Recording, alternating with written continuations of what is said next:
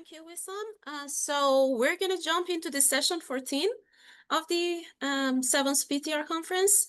We are starting the session a little bit late, so we may stay a little bit longer at the end.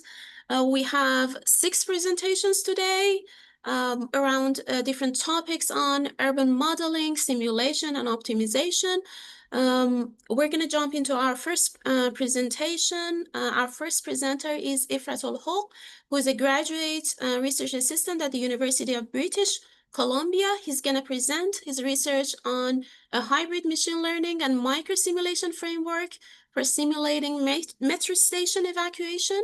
Ifratul, please feel free to share your screen and start your presentation. Yes, thank you, Professor. I am sharing my screen now. Sure.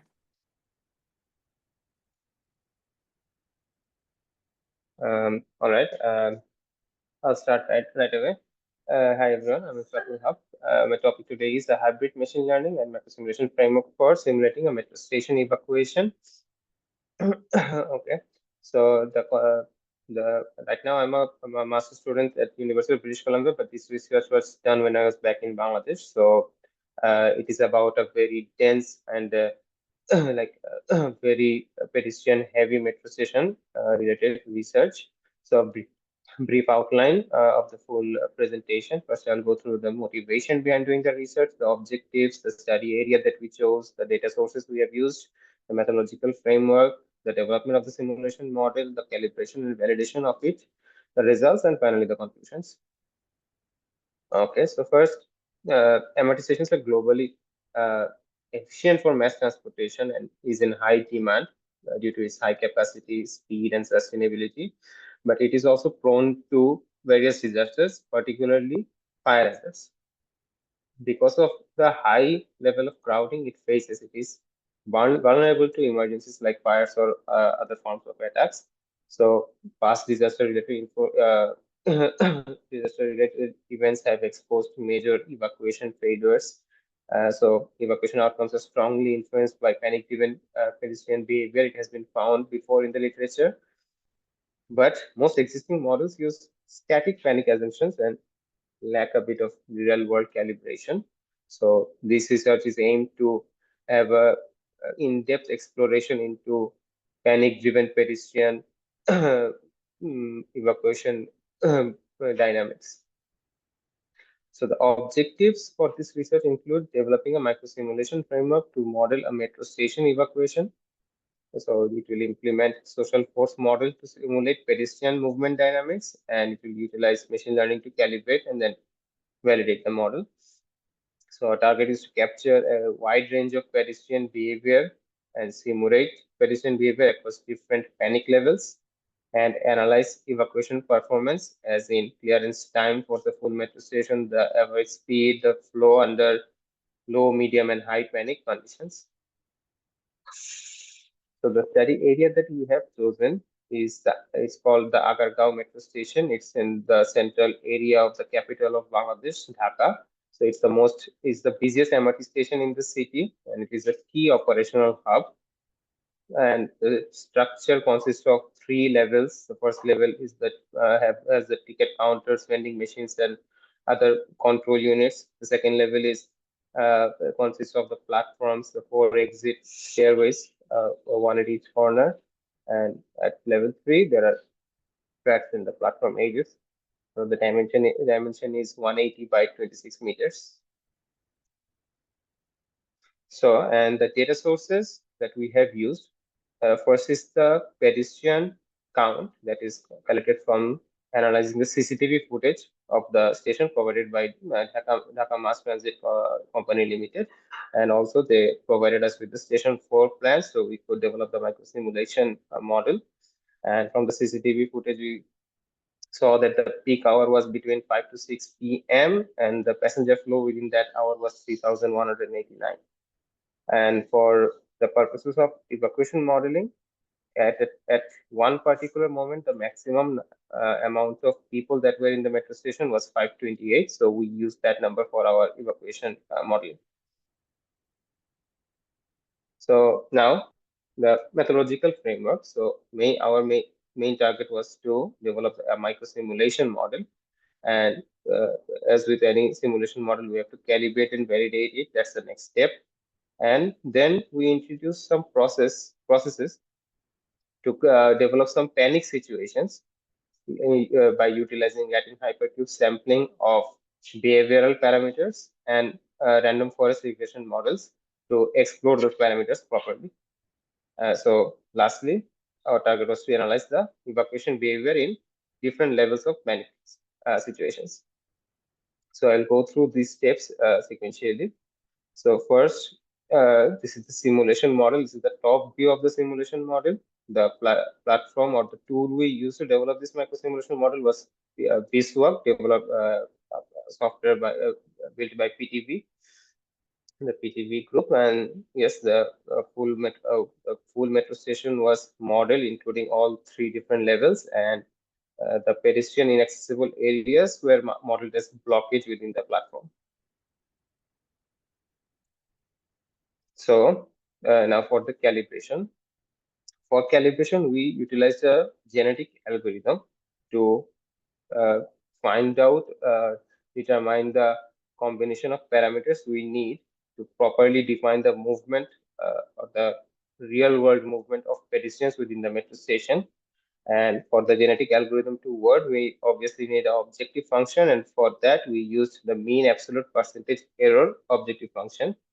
So in calibration, uh, we use the observed average speeds across 4 station areas inside the metro station: the entry exit areas, the ticketing areas, the passageways, and the platforms. We noticed that the people basically have different types of movements in these 4 particular areas. So we, from CCTV footage, we determined the average speed in these areas. And for calibration, our target was to use genetic algorithm to determine the combination of parameters that best matches the average speed of these areas that was found in the CCTV footage. And so for the genetic algorithm to work, we use Latin hypercube sampling method to create 100 samples of 9 social force model parameters. So what is social force model here? Social force model is the behavioral parameters used inside Beeswax to model pedestrian dynamics. So we created 100 combinations of those parameters. We simulated those 100 combinations, and uh, we found the average speed in these mentioned areas. And then we ran the genetic algorithm to determine the combination of parameters that best matches the real world average speed. So these 100 generated combinations were used as the initial population for the GA to work. And after running the GA for these 4 areas, these are the combination of parameters that we were able to determine. And here we are able to see a figure that that plots the fitness versus generation number in GA to ultimately minimize the loss function to get the best possible average speed in these areas. So after the calibration, we had to see if the pedestrian flow is actually matching the real world pedestrian flow.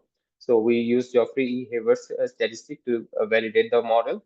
So to validate, we used 4 entry and exit points of pedestrian. We see pedestrian flows. We simulated the full metro station for 1 hour and match the observed number of people moving in and out of the station with the simulated number of people moving in and out of the station across 4 entry or exit points. And the results show that the GH values were in acceptable ranges. So we proceeded with our simulation model. Okay. Now that we have a calibrated and validated metro station microsimulation model, our next task is to create different panic levels to see evacuation dynamics or analyze and explore them. So what we did first is we did a random forest regression analysis to see exactly which behavioral parameters have the most impact into pedestrian dynamics, or rather real pedestrian average speed. So out of the 9 social force model parameters, we have these mentioned 5 values here, which have the highest influence on the average speed. And we did this so we could, as our target was to create panic levels. So panic as in we had to impart different average speed into the pedestrians. That means we have to change the behavioral parameters. We didn't want to change all the parameters. We wanted to change only the ones that had the most influence on people's speed, so we could have a broader exploration. So we chose these 5 highest influencing parameters, and then we created 500 samples using Latin hypercube sampling of those 5 parameters, and then simulated them and determined the average speed of the pedestrians inside the metro station. So after sorting them according to the average speed, we were able to obtain this plot here. So our total 500 simulations, and the average speed is on the y-axis here. And we determined out of uh, from the plot, when we saw a abrupt change or a sudden change in this the slope or the value of average speed, we divided them into the 3 different panic levels: low panic, medium panic, and high panic. Our assumption was that higher average speed is correlated to higher panic level. And we classified panic levels to be in low panic, maximum average speed is 3.6 kilometer per hour. In medium panic, the range was 3.6 to 3.74. And in high panic, it was 3.79 to 3.93 kilometers per hour. So now we have uh, different parameter samples and different levels of panic, and we are able to classify them into different levels to next analyze them. So the next thing we did is now that we have divided into different panic levels, we took 3 parameter combinations: the lowest one, the average, and the highest one of each of these segments, and measured the total clearance time, the average individual evacuation time, and the average speed of the pedestrians inside the metro station. So total clearance time here indicates the total time it took for the people to clear out of the metro station completely. And the average individual evacuation time is the average time each individual took to get out of the metro station. So here on the top right, we see a box plot of the average speeds for different panic levels. We see that in low panic, there's a variation in average speeds among the individuals, lesser in medium panic, and even less so in high panic levels. So it means that higher panic leads to faster and more uniform evacuation, and we can say that low panic yields longer and more varied evacuations due to more relaxed individual behavior. So, and this is another exploration that we did. And this is the average speed versus simulation seconds plot. That is when the evacuation started initially, what was the average speed after a certain time during the evacuation. So we analyzed one representative simulation per panic level and plotted this graph here. So in low panic, there was an initial sharp rise in speed. Obviously, when the evacuation is implemented, people started moving suddenly. So obviously there's a sharp rise in speed initially, then a graduate slowdown due to relaxed urgency and due to the development of bottlenecks, and high variability due to individualistic behavior. In medium panic, we saw a steady speed rise, sustained and consistent pace, and balanced urgency, less variation, and less formation of bottlenecks compared to low panic situations, which will be observed in the simulation later on in this presentation. And in high panic, sharp spike initially, but it was unsustainable. It dropped down a bit due to possibly because of fatigue and congestion. And then again, compared to other panic levels, it was fastest, but briefly it was a bit chaotic. So now this is during the low panic evacuation. We analyzed 3 different simulation samples: the lowest average speed, the average one, and the highest one of that low panic segment. So on the top right plot, we see the number of evacuees over simulation seconds. So how many people actually exited the station as the evacuation progressed. We see that evacuation started slow, but it gradually built up over time.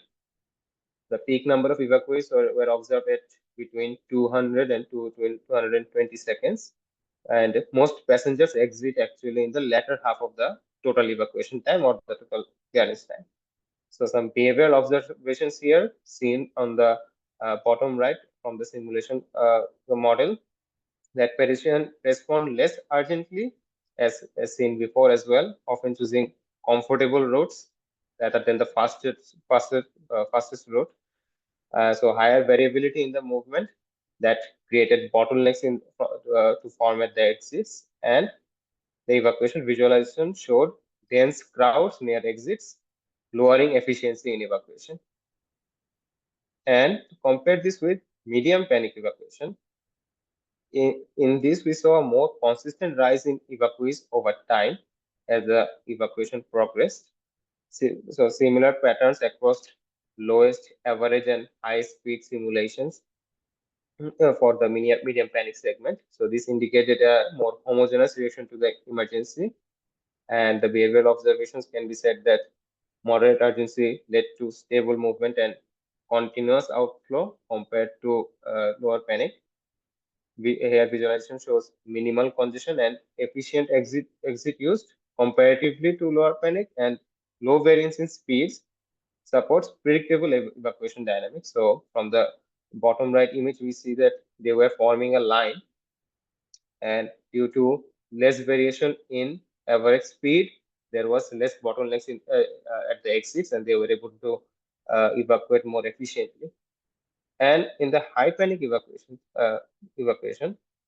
the sharp initial spike in evacuees was seen within the first 100 and 150 seconds, but a temporary decline follows due to early exit congestion. So in this, we saw that most of the pedestrians were trying to obtain the shortest path to the exit. So initially, when the exits were clear, a lot of people were able to exit the station very efficiently. But as more people approached the exit, compared to medium panic, there was a bit more congestion created here at the exits. But recovery was observed because the speed of the pedestrians was so high. Even though congestions were being formed at the exits, they were able to clear out much more efficiently compared to lower panic levels. And some behavioral observations here, strong urgency triggered early rush, causing momentary crowding at the exits. Simulation shows high initial velocity, short but intense congestion, and but eventually the crowd dispersed, and the rest of the evacuees were able to exit the metro station quickly.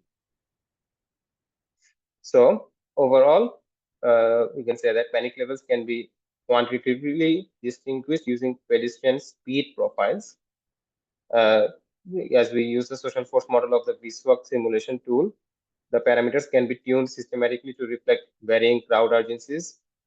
In medium panic, we saw the most consistent balance between urgency and flow stability. So this emerged as most efficient for evacuation without any form of congestion. The feature importance analysis offered a data-driven path to prioritizing calibration efforts in evacuation modeling. Simulation-based evacuation frameworks can support similar risk-informed design for future metro stations, and the methodology that we obtain can be scalable and adapted to similar kinds of public facilities beyond beyond metro stations. Thank you. That's all. Thank you, Efratul, for your presentation. We have a few questions in the chat box. The first question is about your definition of panic mode. The question is whether it's about the speed to get to the exit, and if if that is the definition, they're suggesting having a change in the terminology in the term and using something like perceive the risk or fear. Can you explain about that? Yes, I do agree with that. Yeah, panic here has been defined very broadly. We only define panic based on the average speed of the evacuees, but for a panic situation to be properly defined, I think we would have to include other pedestrian dynamics apart from average speed as well. So yes, we only use average speed to define panic levels, but yes, we are looking into including other pedestrian dynamics to cluster them into creating panic levels that might be more applicable and more proper definition of panic levels. Okay. And the other question is, what would the calibration of such a model involve? What data and metrics would be relevant? Okay, so for calibration, we used a genetic algorithm. So for that, we needed a initial data set. So for that initial data set, we had created a Latin hypercube sample sets of the behavioral parameters inside the social force model, which is used in the BSWAC for pedestrian dynamics. So for calibration, yes, we definitely need an initials. If we have to follow this particular methodology, we need an initial data set for a machine learning model to learn and predict exactly which behavioral parameters should be changed and how they should be changed to match the actual average speed. So yes, we should definitely have some observed data from real world to calibrate the model. And for validation, we use the GH statistic. We use the pedestrian flow at the entry and exit points, but the average speed or other pedestrian dynamics could also be used. In terms of the behavioral metrics that you used, are they the average in that area, or how did you observe that in the Uh, CCTV cameras? Yes, so from the we also visited the station. So from the CCTV cameras, we were able to determine the average speed, average movement speed of the pedestrians there. But we also visited the station, so we were also able to like from the ground level hold a camera to the people that were moving inside those particular areas and determine what their average speed is post processing the video footages. We gathered the average speed from videos, basically CCTV, both from CCTV and our own gathered footages. How about the behavioral metrics? Okay, so What so was, what did you consider in your model as okay, the so independent variable? Yeah. yeah, so what we did was we had in the social force model 9 parameters. We only took average speed to be matched to the simulation average speed to match the actual average speed. So we only took the average speed of the pedestrians at that particular area and used GA to change the parameters to match that average speed. So our criteria for calibration was the average speed only for now. Okay, so you mean you use speed as their behavioral Yeah. variable. Okay. Yes. Yes. Okay. Thank you so much for your presentation. We'll go to the second presentation. Our second presenter is Dr. Ramachandran Balakrishna. Dr. Balakrishna is a principal transportation scientist at Caliper Corporation with over 2 decades of experience in discrete choice modeling, DTA, ABM, dynamic OD demand estimation, AI, ML, machine learning, and data analytics. He regularly trains travel demand and traffic simulation modelers and teaches transportation and mobility courses at MIT. Today, he's going to present his research on building, calibrating, and validating activity-based models. The floor is yours, Dr. Balakrishna. Please feel free to start. Okay, thank you. Can you hear me? Yes, we can hear you. Awesome. So thank you for this opportunity to present some work we've been doing on building useful practice-ready activity-based models. Many of you are probably aware of what these activity-based models are. We won't go into the nitty-gritty details of what these are, but I think it suffices to know that This is where a lot of agencies in practice are trying to move their travel demand models away from the more trip-based or even some of the hybrid approaches that have um, served as the workhorse of travel demand modeling over several decades. And there are various reasons for it. Activity-based models are highly detailed, they're very disaggregate, they are able to predict behavior at the level of individuals and households and so on, and take into account a lot of characteristics at the individual level that a more aggregate trip-based model cannot handle. However, our review of models in practice basically has indicated that there are a lot of practical challenges towards creating useful activity-based models in the field. Some of these are just due to the complexity of the model, runtime issues, and just how you would analyze or view or use the millions of numbers that these models tend to generate as outputs at the other end. So what we're presenting today is our attempt to create a very tractable, practice-ready, activity-based modeling framework. And we've used certain guidelines to help us build such a model in practice. So we'd start by listing out some of these requirements. So the key of any model really is to generate a model that is sensitive to the modeling needs of the agency, in this case, planning agency. So they have questions about their current transportation situations and their future modeling situations, uncertainties about new technologies and so on. So every agency has specific questions that they are tasked to answer, and the model you build for an agency needs to be able to answer those questions, right? And it has to do that using local behavior as the basis. It has to be based on the data that you collect locally in that region.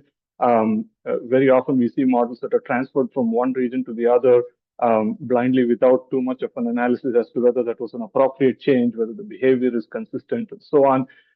So that's a big gap in the state of activity-based modeling practice.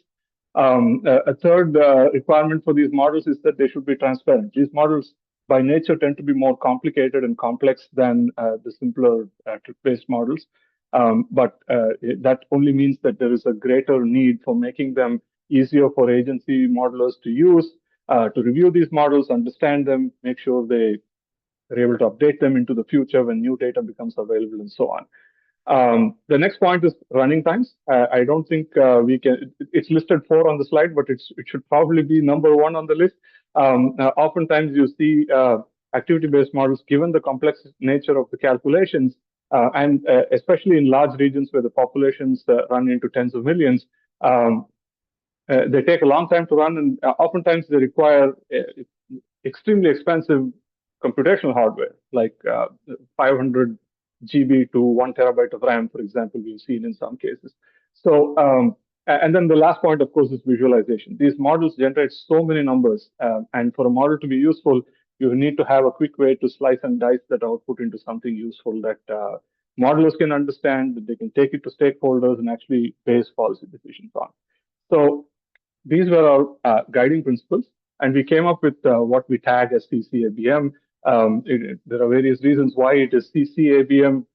We like to think Caliper Corporation, the company I work for, but the actual reason is that we first built this model for the Central Coast in California. So 3 different agencies got together, we pooled our data sets together, and that way we enhanced the amount of survey data and other data that we had available for building these models, and we built the model ground up. We started from the data, we tried to see how much of the complexity we actually need, what the data is telling us, what questions they want to answer, and we built the model that way.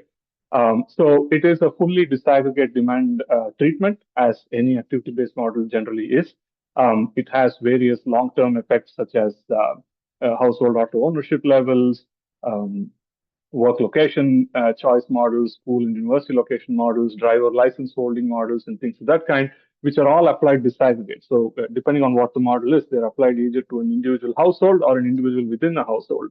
And this basically means you can take a lot of individual effects into consideration, like gender, age, work status. These are all variables that are critical to these decisions that everyone makes in their daily lives, but an aggregate model just doesn't allow you to use that information because they're all at the level of zones.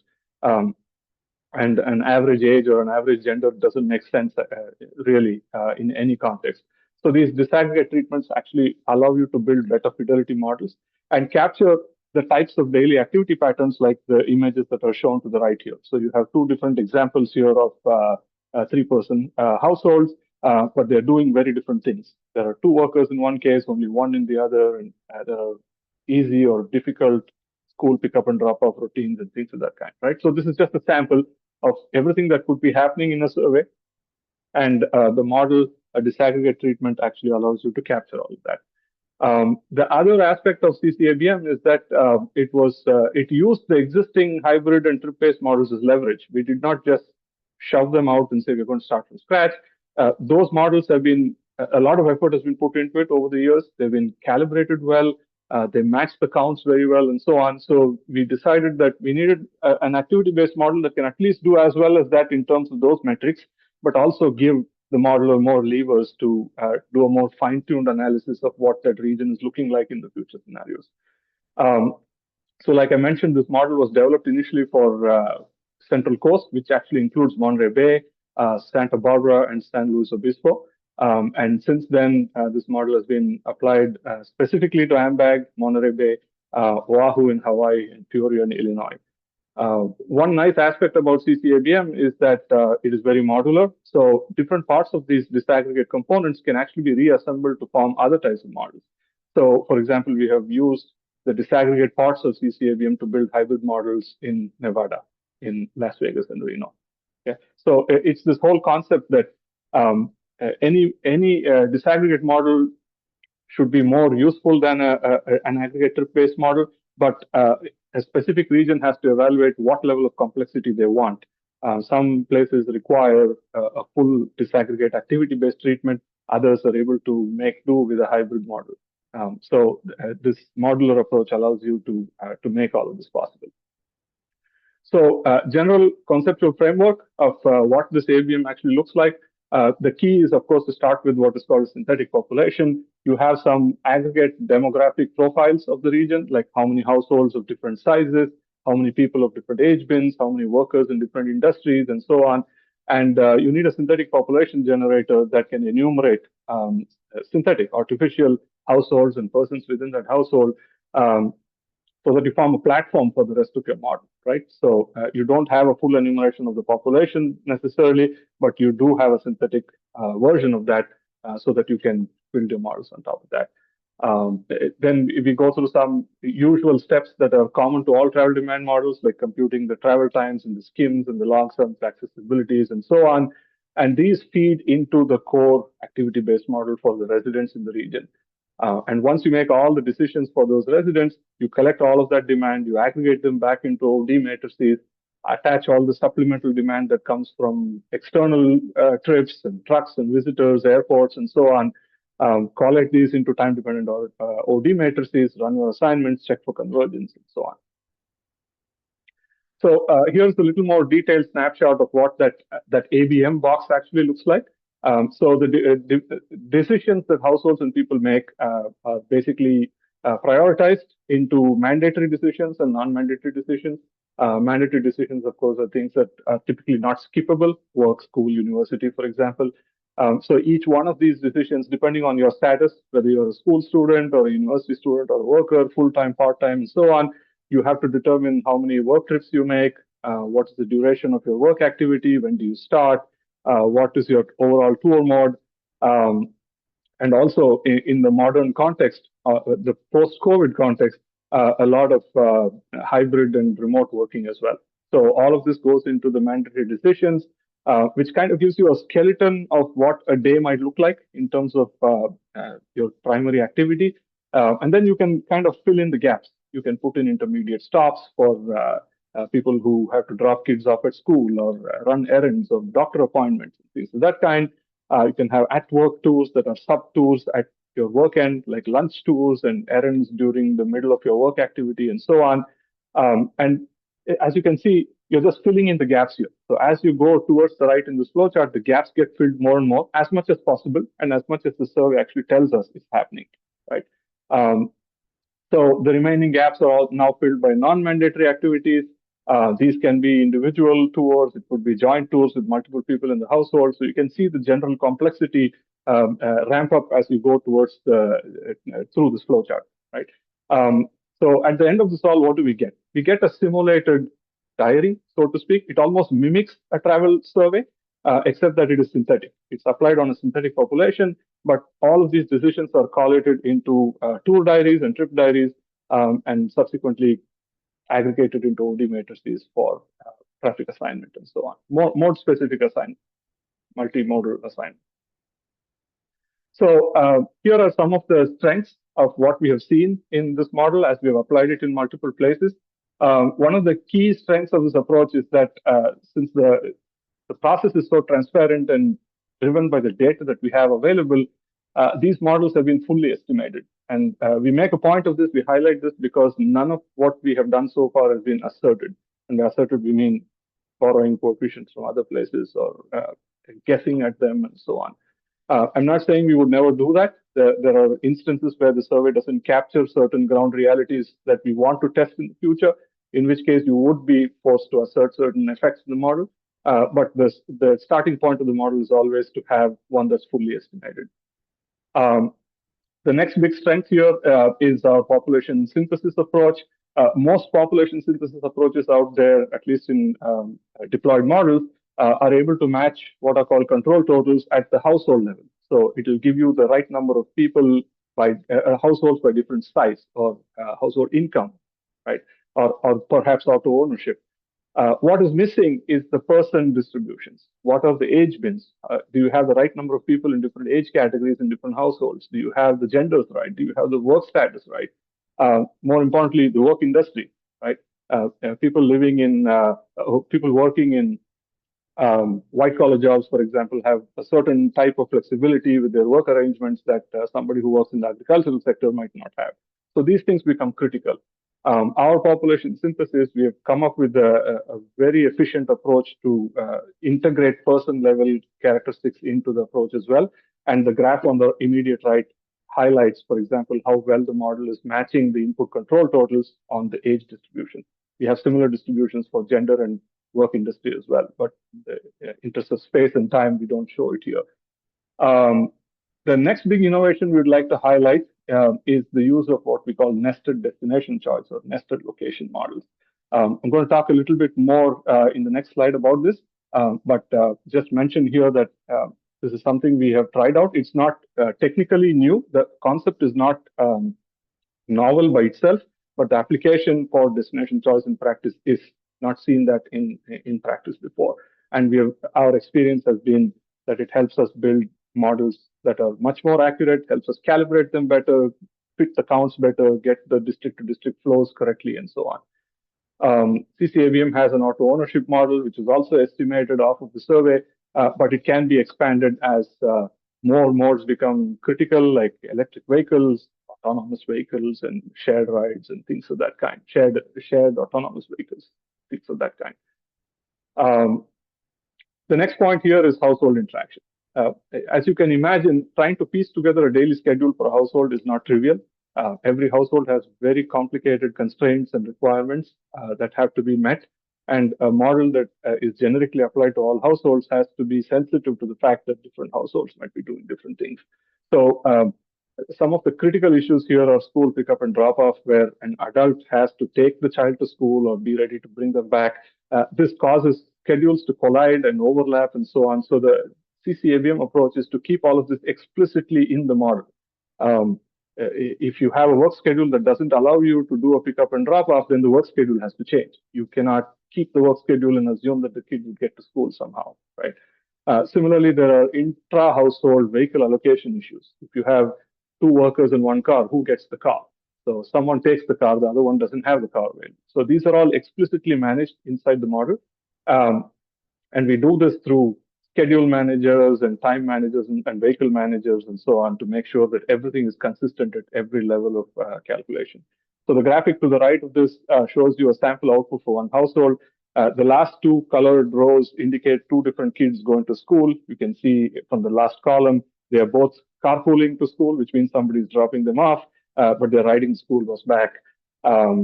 the two other adults in this household, you can see each one is doing a school drop-off at a different time. So this means one is perhaps an elementary school kid, the other one is a high school kid. They have different staggered school arrangements and so on. But one just goes to school and comes back doing the drop-off, and the other one drops off a child, goes to work, and then makes a stop on the way back home. Right? So this is the complexity that we are trying to capture here. And trying to convey that all of the decisions that go into assembling a schedule like this are consistently checked. So there is no requirement inside the model to look at a decision later on and say, well, that's not feasible. We should have done something else. That never happens in this model. Last point here is it's somewhat trivial, but it's a very useful tool to have when you have a model of this complexity and you want to calibrate it. Make sure you get the target shares for each model lining up. It's useful to have these automatic tools to help you move the model forward into practice. So a quick note on destination choice. So typically a destination choice model follows a multinomial logit framework. All the zones or options that you want to choose. Somebody has looks at the utilities for each zone, and then there is a Monte Carlo simulation, and the zone is chosen. Now there are various practical issues with this type of approach. The key issue is model estimation, because when you have a region with thousands of zones and you have a very small survey, surveys are by definition pretty small in sample size. Most of the zones will not be covered. So when you try to estimate a location choice model where you have thousands of zones, but only a few hundred are chosen in the survey, you have all kinds of numerical issues and behavioral issues that result from that. So what we have done here is to do what is called a nested destination choice, where the choice of destination happens in two stages. The first is we divide the region into clusters. So you can see a map on the right. All the zones here are clustered into 16 subgroups. They are contiguous in this case, but they do not always have to be. And we do the choice in two levels. So when we estimate the model, we say, can we get the clusters right first? Because the zones are not covering everything in the survey, but the clusters are usually. So can we get that level of accuracy out of the model estimation so that we get the clusters right? And any errors we make subsequently in the zone that's actually selected are now restricted or constrained to be within the right cluster, right? So you're at least sending the flows in the right direction to the right cluster and so on. So it's an improvement in terms of model accuracy and also behavior, because the definition of these clusters can be as rich as you want it to be. You can use any data that you have available to you. Typically, you have some district definitions that the agency uses, but you can also bring in point data, point of interest data, any other information that you have at the zone level, for instance, or the district level and so on, can be aggregated and form clusters. In this case, we used a clustering algorithm to do this, and then we manually adjusted a few of them based on local knowledge and so on. So we found that this approach allows us to build better models, models that are easier to calibrate, and eventually gets us closer to validation statistics that we tend to like as well. So I want to wrap up here with a couple of slides on validation. So it's all fine that we develop these models. How good is it? So here's an application to the Monterey Bay region in California. The two tables at the bottom here show how well the model is doing with its traditional 5-period static assignments in terms of matching traffic counts. So in this case, there are two ways of looking at this. One is by function class and the other is by volume group. So you can see here the function classes that are higher function classes like freeways and so on, they have a much better RMSE, root mean square error percentage. Similarly, if you look at the volume groups, the higher the volume group in terms of observed count, the better the model is fitting. So the major function classes are doing very well.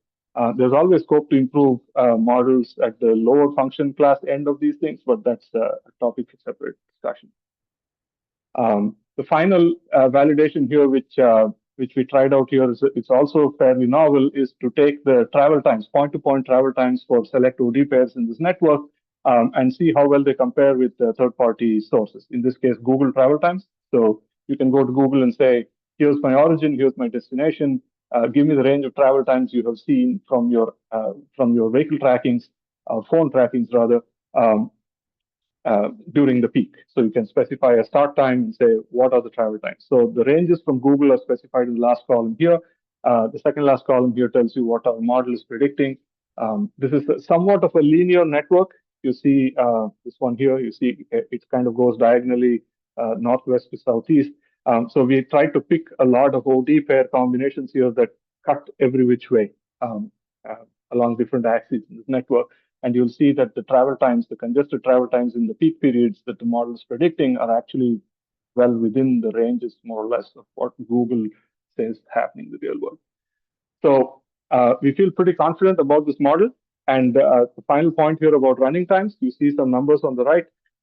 If you have experience with running complex models, you will appreciate these numbers here.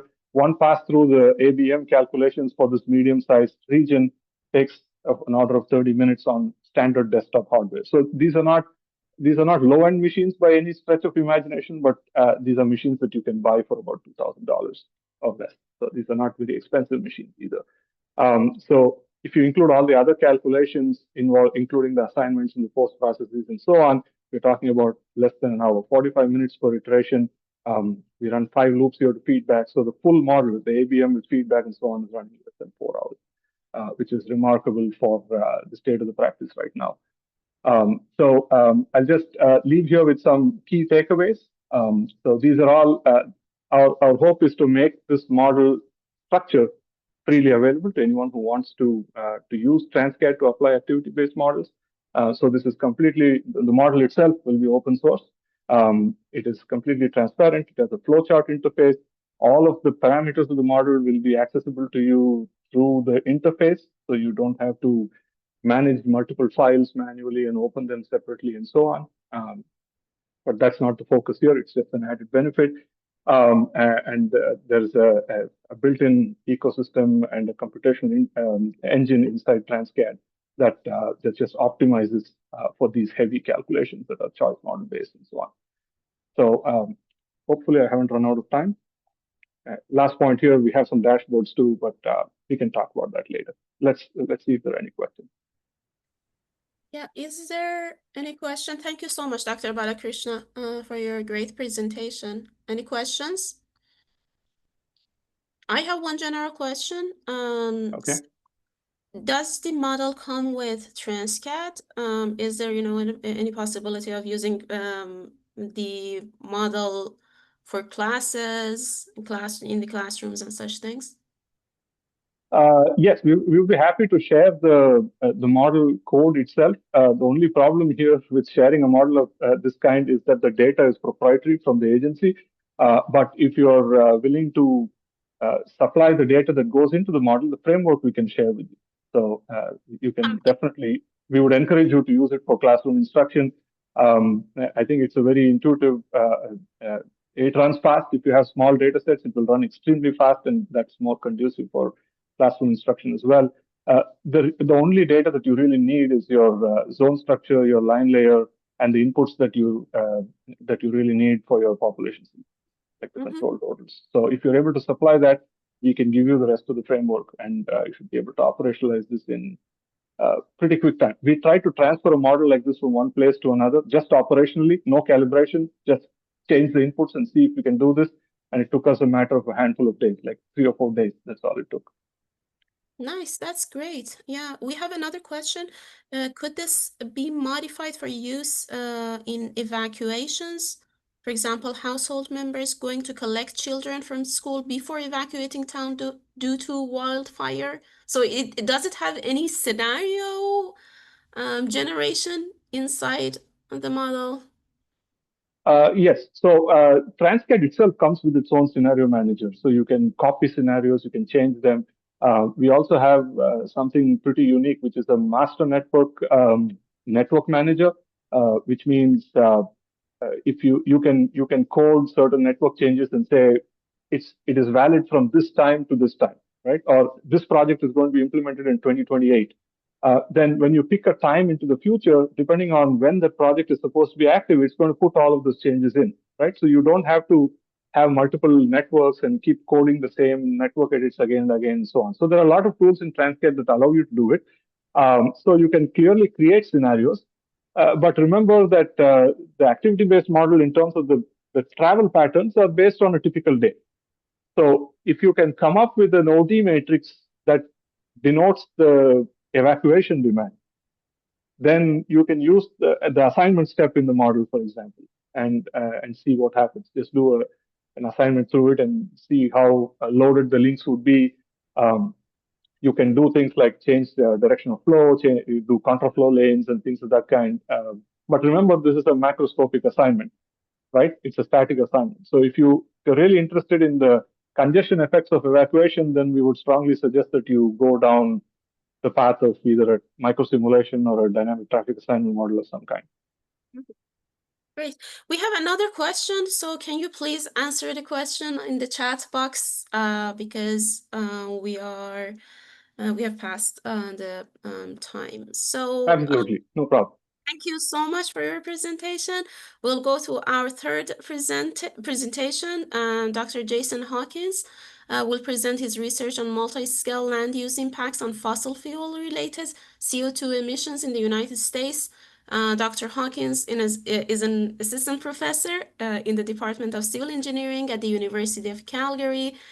Before joining University of Calgary, he was an assistant professor at the University of Nebraska-Lincoln, and his main area of research is in travel behavior and demand modeling. Dr. Hawkins, please go ahead and start. Can you see the correct screen? Yes, we Okay, great. So I'll try to keep this relatively short to try to catch up some time because we're actually in the process of updating our results. But there we go. So this is work that I've been working on for the last couple of years, and I'll acknowledge that my student Mirnush there has been helping me out with this. So I appreciate her help on some of the redoing some of the data processing.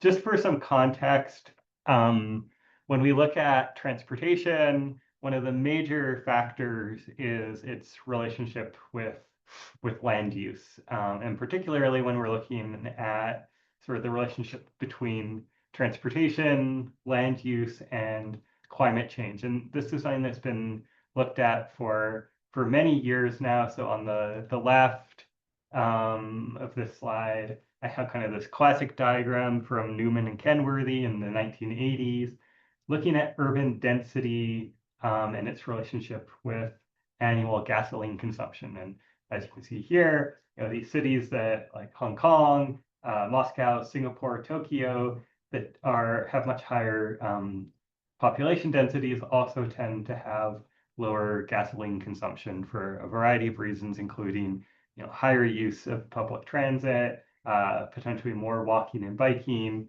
and then you can see Houston, Phoenix, Detroit, Denver, Los Angeles are kind of at the higher end of this curve here. And so transportation is a major source of CO2 in the United States, residential, commercial sectors, industrial emissions. And then if we sort of map electricity into what's called scope 2 emissions, meaning what are the electricity emissions associated with these different activities. So homes consuming electricity, we get this distribution. Not surprisingly, I think transportation doesn't change much because as of the time of collection of this, there weren't a lot of electric vehicles in the United States, but residential and commercial it increases significantly. And so there's sort of a few different literatures on this topic. In urban economics, Glaser and Kahn had a 2008 paper where they take what I would consider a fairly ad hoc approach to CO2 estimation strategies to compare 66 metropolitan areas in the United States. Some kind of high-level results. They find the lowest CO2 rates in California, the highest in Texas and Oklahoma, maybe somewhat related to climate, somewhat related to the types of transportation and the types of electricity generation, and also the types of industries that are happening in these areas.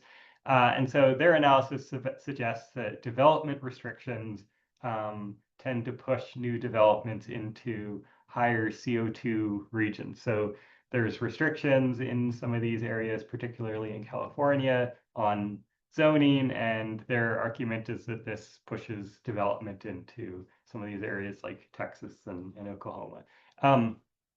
In the urban planning literature, and this is really kind of the work that motivated my work, Kockelman, in one of her master's theses, her planning master's in 1997, and then subsequently Severo and Ewing have done quite a bit of work on this relationship between what's called the 3 and now 5 Ds of land use, so density, diversity of land use, design, destination accessibility, and distance to transit, and how that relates to vehicle miles traveled. So that's going to be a motivation in this work.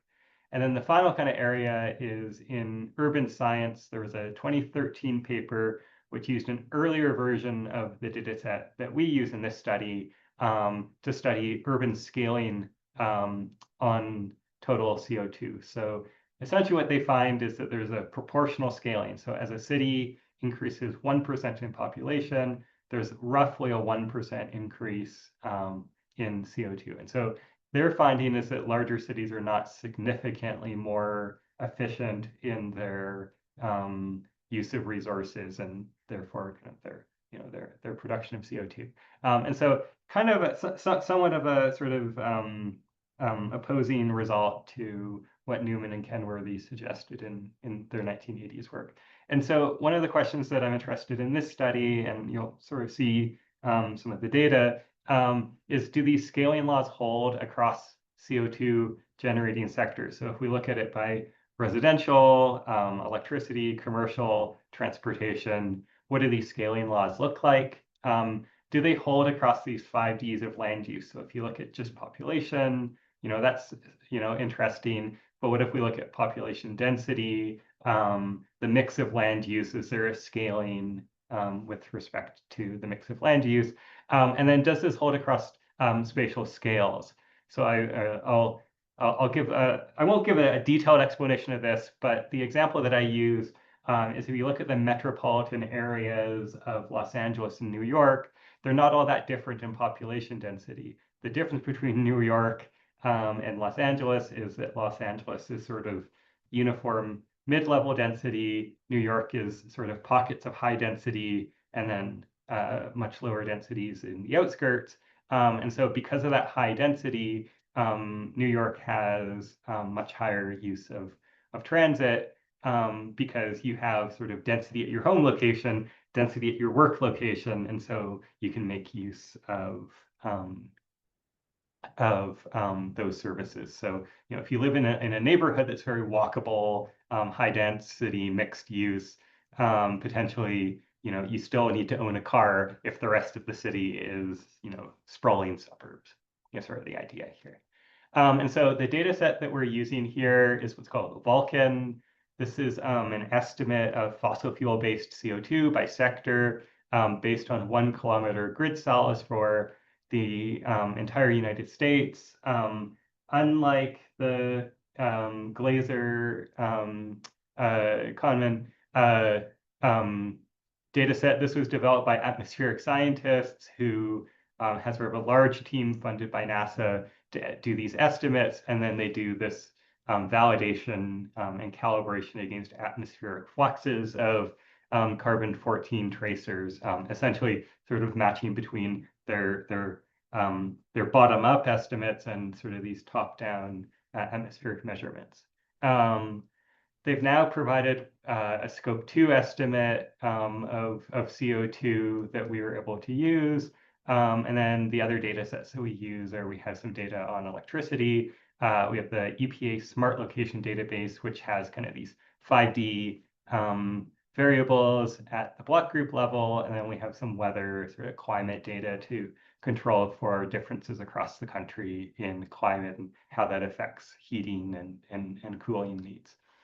And so kind of a first figure to show you here is this power law relationship. So I'll just sort of focus in a little bit on this total figure. So you can see here, using the 2019 data, so CBSA, this is metropolitan area, we get an R squared of 6.69. The slope, which is the important thing here, is 0.89, which does suggest that larger cities are more efficient. So anything that's smaller than 1 sort of suggests that the y-axis changes slower than the x-axis.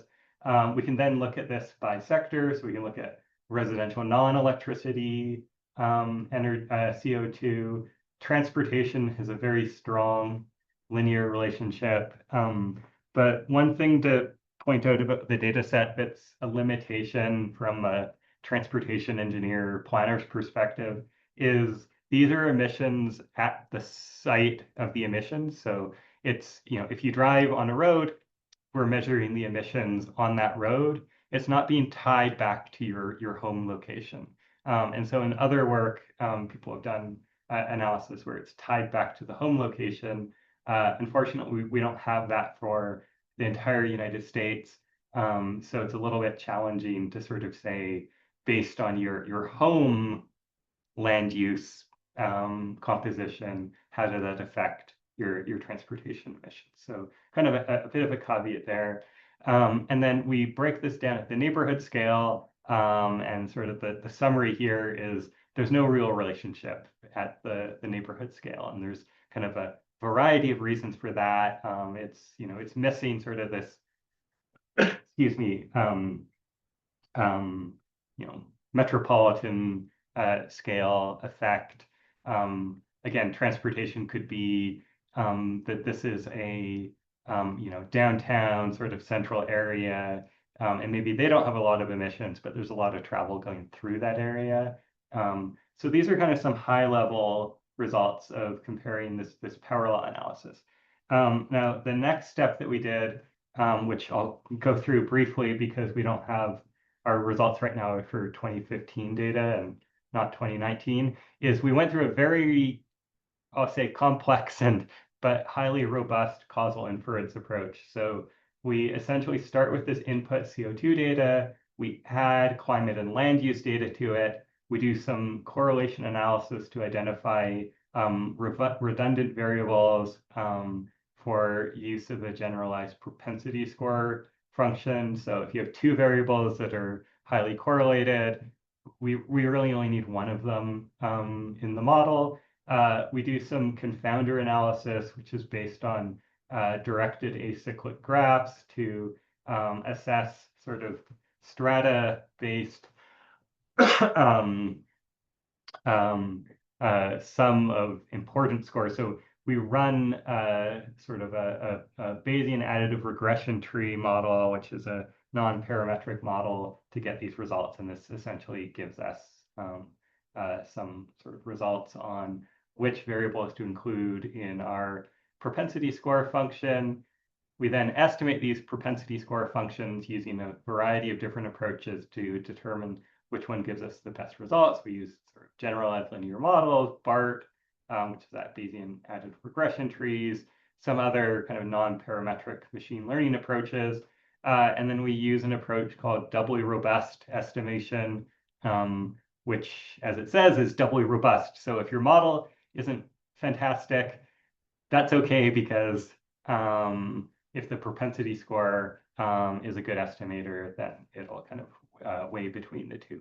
And so then what we get out of this is these estimates of or sort of causal estimates of the effect of the 5 land use features on CO2 emissions. And then we plug that into another BART model to look at the effect of all of the 5, let's just say 5D treatment variables.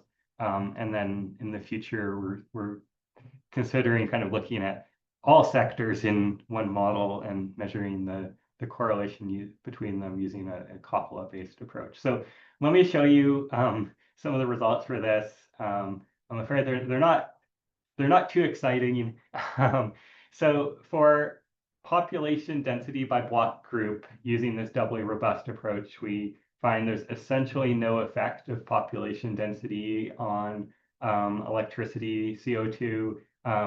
Same thing for population density and transportation CO2. Now, again, I'll say that these are early results. So I'm not putting all of my confidence in these results, but these are kind of what we're finding at this early stage. And then, like I say, we have this model where we put all these things in together, and I'll just kind of highlight 2 points here. So we look at these different variables at the metropolitan or CBSA level, and then we also include them at the block group level to look at kind of the relative effects after controlling for sort of endogeneity, confounding variable effects through these propensity score functions. So the idea here is kind of that these are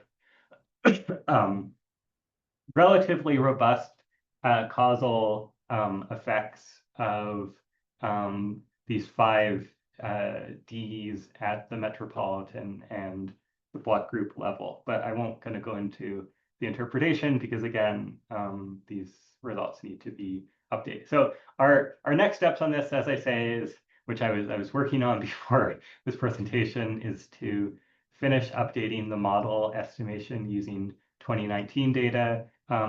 We have approached to go from the 1 kilometer grid cells that the Vulkan data set is constructed at to block groups. The Vulkan team is working on generating those for us directly from their input data.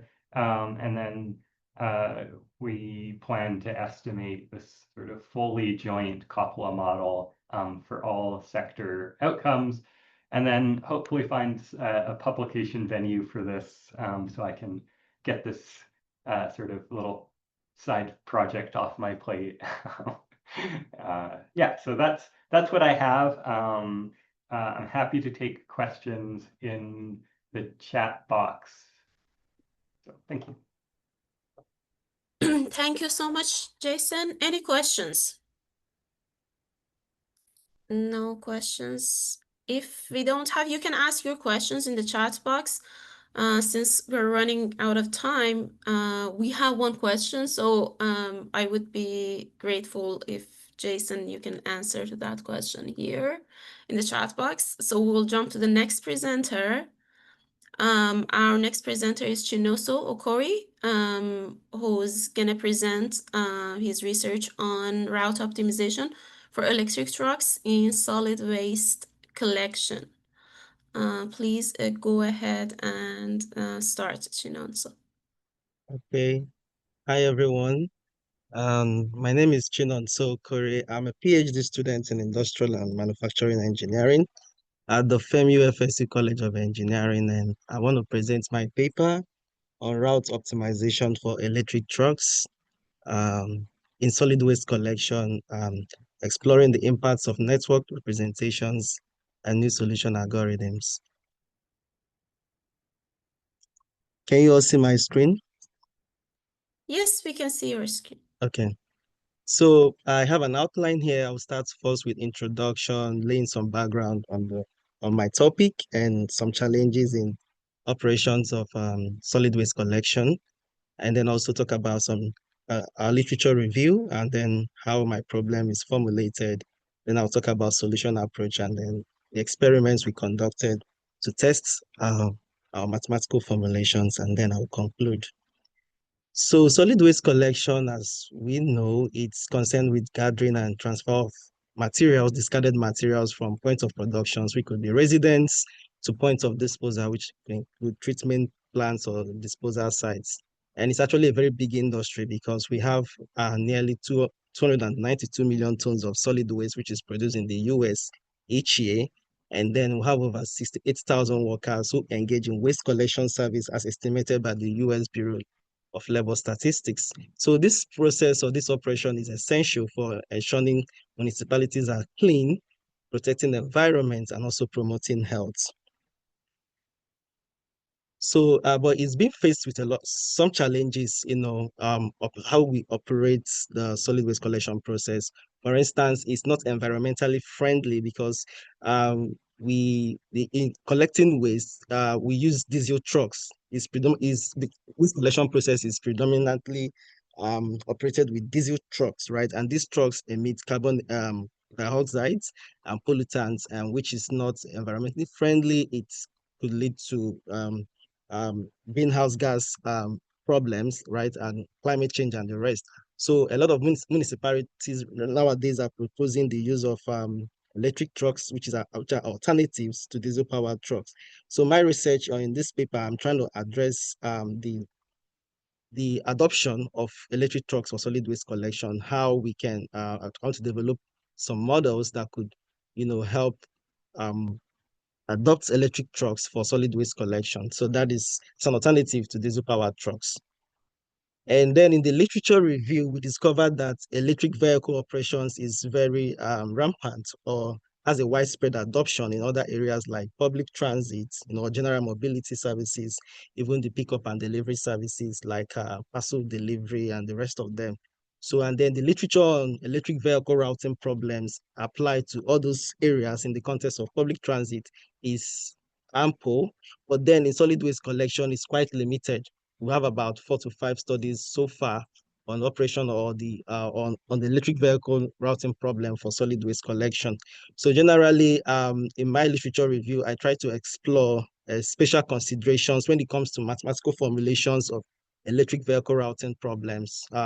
Generally, not only in solid waste, I observe that when you look at the optimization models, people consider, in addition to typical routing distance or routing time that is being minimized in optimization model, people consider or also consider minimizing charging cost or charging time, waiting time at charging stations, and energy consumption.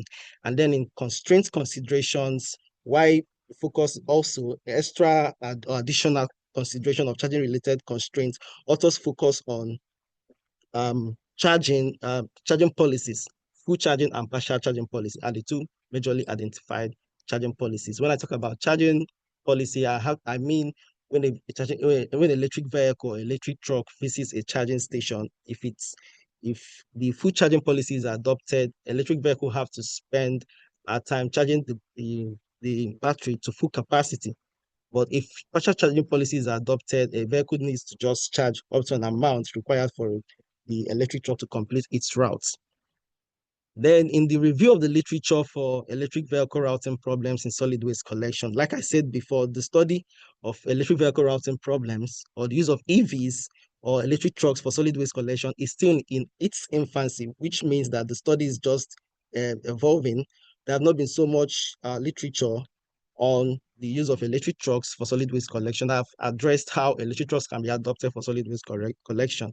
And so far, I identified about 5 studies which I've presented here. And in all those studies, I've identified there are some missing components of those studies, or let's say research gaps are identified. For instance, in the objective function, most studies focus on optimizing traditional um, traditional objectives, of general vehicle routing problems like minimizing routing distance, routing time, service time, and others. But then the charging related cost components have not really been explored in the area of electric vehicle routing problem for solid waste collection. That is why in our study, we considered minimizing charging costs in addition to other constraints that we considered. And also in the network representation, we observed most studies focus on building the models and designing the models based on complete network. But in our own problem, we considered 2 different networks. We considered compared a real world or realistic network and then complete network. And also we proposed a new solution approach other than what has been used before in the literature, where authors focus on use of meta-heuristics algorithms to solve large-scale problems. So in summary, like I mentioned here in the last slide, there existing electric vehicle routing studies for solid waste collection generally utilize complete network, where in complete network, I mean a node is connected to every other node in the network. A customer node is connected to the depot, and and to every other customer node in the network. And then routing formulations are built on that kind of network. So those kind of networks ignore physical network characteristics like the visit to highway nodes and visit or highway links, right? So, but in realistic network formulations, where the mathematical formulation is based on realistic network, we have to consider the visit to highway nodes. So that is why in my study, I'm proposing a comparison of electric vehicle routing formulations that is designed on a complete network with an electric vehicle routing formulation that is also designed on a realistic highway-based network. That is the first research gap I'm addressing. And also the second one is that popular in the literature is that authors have utilized metaheuristic algorithms like genetic algorithms to solve large-scale instances of their problem, where the solution quality of those kind of algorithms are rarely validated because the optimality gaps were generally unreported in most cases, except for 2 studies I observed. But then in my own methodology, I'm proposing a mathematical programming based approach that is capable of, solving the problem and producing near optimal solutions with small optimality gap. So like I mentioned, there are 2 identified research gaps in on the fact that in the process of solid waste collection, electric vehicle routing problems, literature is very sparse, but then the literature review reviews 2 major research gaps. Like I've mentioned, all electric vehicle routing formulations identified so far are built on complete network without modeling physical network topology. And the physical network of topology here includes the highway nodes and highway links. And then current studies use various metaheuristic algorithms to address the electric vehicle routing problem, but the solution quality remains very unclear. So we are proposing a new optimization study focusing on the routing and scheduling of AT for solid waste collection, which is a general variant of which is the variant of general electric vehicle routing problem.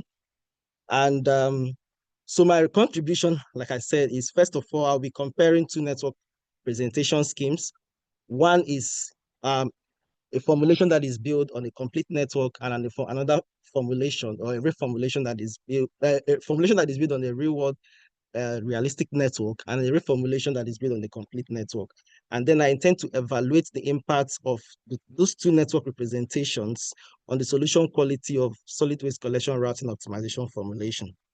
Then my second research gap, also as I mentioned, is I intend to propose to customize solution approach to address the NP-hard nature of my problem, because for large-scale instances, we discovered that the commercial solver cannot be able to solve such problems. And then in the literature, people use metaheuristic algorithms, but then our own, we are proposing a mathematical programming-based solution approach like sequential decomposition, heuristic, and the column generation-based algorithm for solving such large-scale routing instances.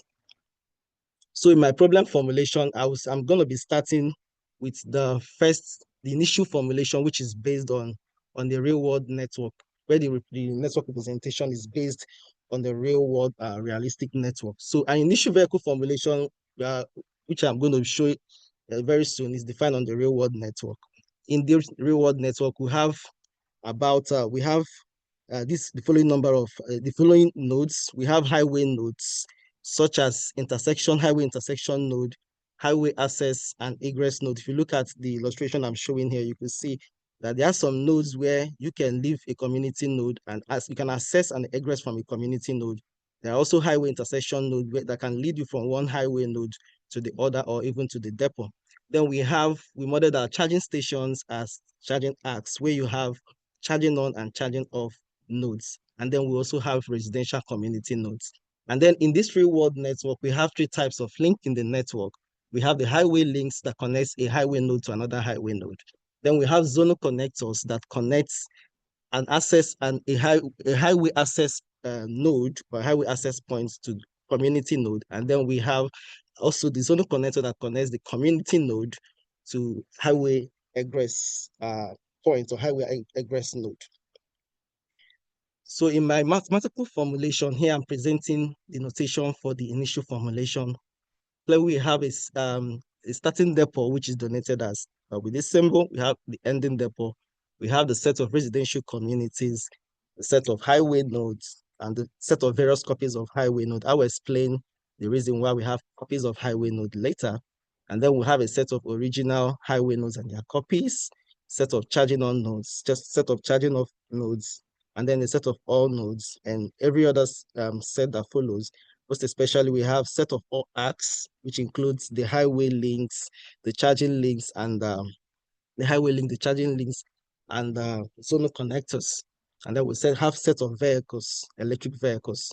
So in our formulation, and here is the parameters that we have for our model. We have battery capacity, we have minimum allowable state of charge. The state of charge of a vehicle is the amount of the battery level or the amount of charge left in the vehicle when the vehicle arrives at a certain location, be it a residential community or a highway node or the depot. Then we have the ET capacity, which is denoted with Q. We have the amount of waste to be picked up at a given node, and then every other parameter that follows. And the decision variable, we have about 4 decision variables in our model, which is the Xijk, which is 1 if an ET travels from a node I to another node J. And then we have Zik, whether a node is visited by an electric truck or not. Then we have the state of charge variable, the variable that tracks or keeps track of the state of charge of the electric vehicle at each visited node. And also a decision variable that keeps track of the arrival time of the ET at a given node. So based on the notation, mathematical notation, I'm presenting the initial formulation, which is defined on the real world network. Basically, our objective function is to minimize the sum total of the routing distance, the routing time, the service time, and charging time. And then it's subject to the following constraints. Constraint 3 and 4 ensure that the vehicle or an electric truck leaves the depot and returns back to the depot. Constraint 5 ensures that each residential community is visited exactly once. Constraint 6 to 8, there are just the flow conservation constraint that ensures that if a vehicle visits a link or a vehicle visits a node, it must also leave, it must enter and leave, it will enter and also leave the node. Then we have constraint 9 there, which is the vehicle capacity constraint that ensures that the total amount of waste picked up by an electric truck must be within the vehicle capacity limit. Then we have constraint 10 that helps to eliminate subtotal, keeps track of time, increasing amount of time as a vehicle moves from one node to the other. And then constraint 11 that keeps bound on the charging time, which means the total time spent or the charging duration of an electric truck at a charging station must not exceed a given maximum charging time and also cannot go below a minimum charging time. Then we have constraint 12, which keeps track of the state of charge of an electric truck at each given node. And then constraint 13 and 14, which keeps bound on the amount of charge or the total sock or miles gained by the electric truck at the charging station. Then constraint 15, which is just a bound on the variable, the sock level variable. And then we have 16 to 19 that defines the domains of our decision variables. Now, but we discovered that for highway nodes, when a highway node or a highway link is visited, right? So it could be reused. A vehicle can visit a highway node and then might deem it necessary to visit that same highway node in order to minimize cost. So when we run into such a situation, then that means we need to make copies of highway node. So that's why here we have an approach here that I described as break solution symmetry to link cost estimation, because we discovered that if we make copies of highway nodes and that means we're going to have copies of highway links. So if we have a solution where a vehicle visits a given highway link, and then the copy of that highway link is being visited, or a copy of a highway node is being visited, then we can run into a situation of solution symmetry, where a solution involving the initial highway link is the same as the solution involving the second copy of the highway link. So to break such solution symmetry, I'm proposing this approach of incorporating a link-specific costs. So multiple copies of a single highway node are actually introduced in a mathematical model to allow repeated visits of highway nodes, right? But this could create solution symmetry where we have different sequences of identical copies that could yield equivalent solutions. So to break such symmetry, copy-specific links are being identified by scaling the cost with a specific factor. So the first copy of the highway node is being visited, so it has a lower link cost. But then subsequent copies, whenever the vehicle needs to revisit that same highway node, then the link associated with that highway node will have higher costs. So you could use a multiplier like the index of the highway a node. So if the second copy of the highway needs to be visited, then that means we have to increase the link cost associated with that node by multiple of 2. That way we can break solution symmetry. But then at the end of the routing problem, when we get a solution, we then have to do what we call post-processing to remove those extra costs when we compute the final truck route cost. So then I also proposed a reformulation of the model of the initial formulation, where in this reformulation, remember in the initial one is defined on a realistic network where we have highway nodes and highway links. But we discovered that when such formulation is used, it's beneficial, it's suitable for sparse real-world network where the network is very sparse. But then when you have to visit multiple highway nodes and multiple highway links, it increases the network size, right? Then I'm proposing an alternative representation which eliminates totally the highway nodes by just introducing virtual transportation links that could connect the depot, communities, and charging stations directly without you having to visit highway links multiple times. So in this alternative network, we do not have highway nodes, we don't have highway links, and that is the same thing as having the same thing as complete network, right? Because you can come from one community node to another community node. Every community node is connected to every other community node. The depot is also connected to every community node. So it is also the same as complete network, right? So while simplifying routing, alternative network is dense, as each community node connects to every other one in this alternative network. And then that increases the number of links compared to the highway-based network. So our reformulation is built on this complete network, or which I call alternative network. So, but the question remains now, which of the network representation is preferable in terms of solution quality or in terms of computational efficiency? We do not know yet, but in the computational experiment that we conducted, we're going to find out which of the network representation, which one is better, and in what scenario is the network representation better to be considered in electric truck routing problem. So here, yes. Interrupting you, you're over time. Can you please wrap up in 1 more minute? Wow. Okay. So I actually so our formulation here is just basically based on initial formulation, but here we remove all highway nodes. So I actually do have a lot to present. I just have my 2 solution approaches here, which are the sequential decomposition heuristic and the column generation approach. And here is just the flow chart showing how the procedure of the column generation approach. I actually have conducted a lot of computational experiments comparing the 2 network formulations and deciding trying to understand which one is better and in what scenario. I have my results presented there. Because of time, I do have a lot to present, but then we conducted experiments on synthetic instances that we generated, and here's just a benchmark instance where we have about 15 residential communities and 1 charging station. If you look at the solution we have just 2 routes generated, where one of the routes have higher total cost than the other, and that is because that route visited a charging station. So charging station is a major contributor to total cost when you look at electric vehicle routing, right?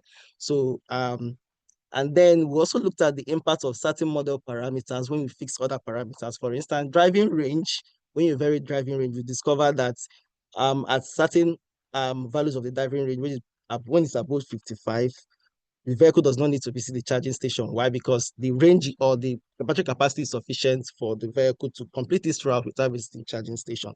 But when it is below a certain value, say when it decreases below 40%, then there is an interesting trade-off that is observed where a vehicle can decide to either, where the model can decide to either activate a new vehicle or visit a charging station to charge. We also conducted another sensitivity analysis on another parameter like charging rates, and we observed a different insight where we found out that no matter the charging rate no matter the charging rate you set for the model, the same stock amount or the same miles or battery level is gained at the charging station. And also have another sensitivity analysis on charging time as well. But then we compared the performance of our 2 solution algorithms, which is the sequential decomposition algorithm and the column generation algorithm. We discovered that overall that the column generation performed better than the sequential decomposition algorithm when we benchmarked with the solver solution. If you look at the first plot by your left, you can see that the SDH, which is the short form for sequential decomposition, the computation time grows significantly as the instance sizes increases, but that of the column generation is modest. The increase is very modest. And then for the objective function, we found that the solution quality from the column generation is better than that of the sequential decomposition when you look at it, and also being benchmarked by the solver objective function value. So we also conducted a real-world case study using the data set from a waste management department of City of Tallahassee in Florida. Basically, we modeled three different demand scenario: the current, which is the present year, the short-term period in the next 10 years, and then the long-term period. Then we modeled waste demand using a normal distribution, and then also using a uniform distribution to model service duration to observe what would be the impact of changing demand or changing number of communities on our model optimization results. So here is our baseline values of parameters that we adopted in our real world case study. And this is just an illustration or a map of the spatial distribution of residential communities and other facilities we have in the region. So we have here a result of just the short-term period with 55 communities. We observed that when we generated our routing solution, we have about 4 optimized 80 routes, because this real-world case study was conducted with just the column generation approach, since it performed best, right? It's the best algorithm when we compared it with the SDH. So we performed our routing our routing computation for the real world case study using the column generation, and then we found 4 routes. And looking at those routes, you can see that I have the routes here. So I have about 4 routes, where in the first route, the green route, no charging station was visited, but the other 2 route 2 and route 4, one charging station was visited. But then route 3, it's a very special route, because you can see here that we have 2 charging station was visited twice, and that is because of how long the route is, given that you need to spend an extra 66.1 miles on top the minimum driving range of 120 miles to complete for the route for all communities to be visited. Then looking at the various period of our scenarios, our various scenario periods, the current period, the short-term period, and long-term period, we see that looking at the routing metrics for each period, we see that as we progress, we go from the current period to the long-term period, the route distance increases, right, which is highest in the long-term period. Route duration also increases, but charging cost as well emerges as a major contributor, because in the long-term period, charging cost, it's almost like it's almost same with the long-term, with the route distance, right?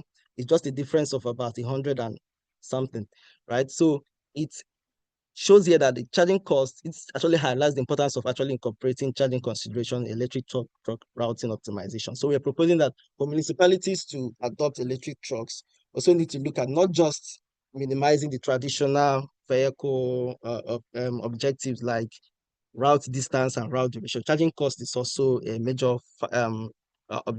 objective component that should also be considered in route optimization. So yes, here is just my summary of my main research finding. Here we compare 2 network representations, a real world network and alternative network. And then we propose 2 custom solution approach, which is based on a mathematical program. Unlike the literature where they focus on using polar metaheuristic algorithms like generative algorithms. So we also got some insights on our real world case study applying the column generation algorithm to solve real world case study. Yes, so sorry I didn't have time. If I had time, I would have gone deep into how my algorithm works and also some other part of the stationary experiments. So any question? Okay, thank you, Shinanso. We have a few questions in the chat box, but we will go to our next presentation. Our next presenter is Jianyu Peng. She's going to present her research on energy-aware public transit. Jianyu, you can start your presentation.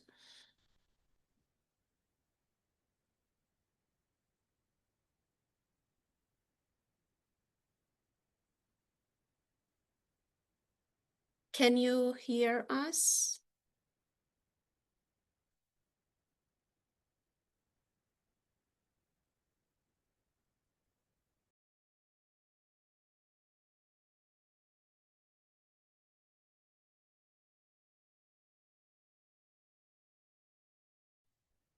Hi.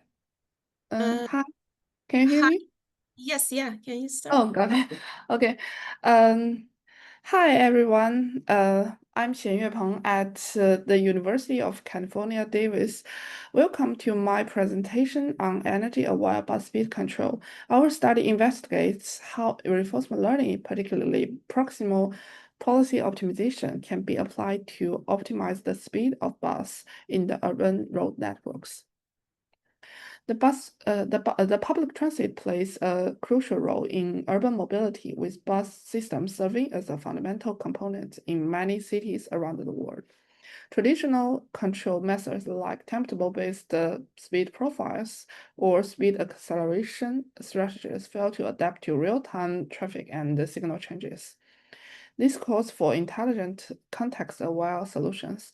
By integrating deep reinforcement learning, we aim to make bus more energy efficient, adaptive, and capable of handling varying signal conditions.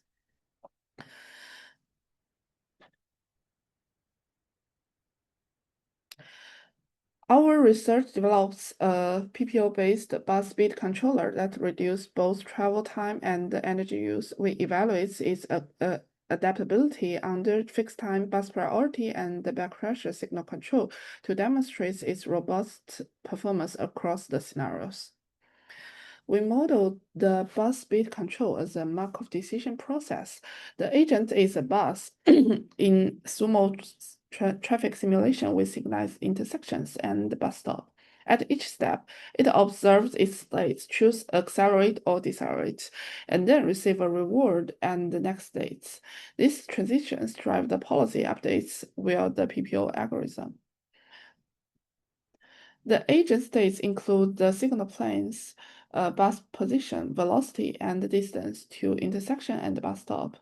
These features allows the agent to understand its environment at each decision step. All these stages ensure the agent can distinguish between the scenarios such as approaching a red light or being able to get through the intersection without a stop. We used a 12 discrete acceleration level, position for acceleration and negative for braking. Our reward is a multi-objective. We score the bus for keeping a good speed, catching the green lights, and using as little fuel as possible. Our goal is to learn a policy pi that maximizes expected accumulated values, rewards. Based on the collected MDP transitions, the state, action, reward, and next states, we applied the PPO algorithm to update both policy and value network. To evaluate the effectiveness of our approach under different traffic environments, we consider 3 signal control strategies: fixed time, bus priority, and backpressure. The bus priority dynamically modifies the signal timings to accommodate approaching bus. It checks the bus proximity and the remaining time in the current phase to determine whether to extend the green light or initiate an additional bus phase.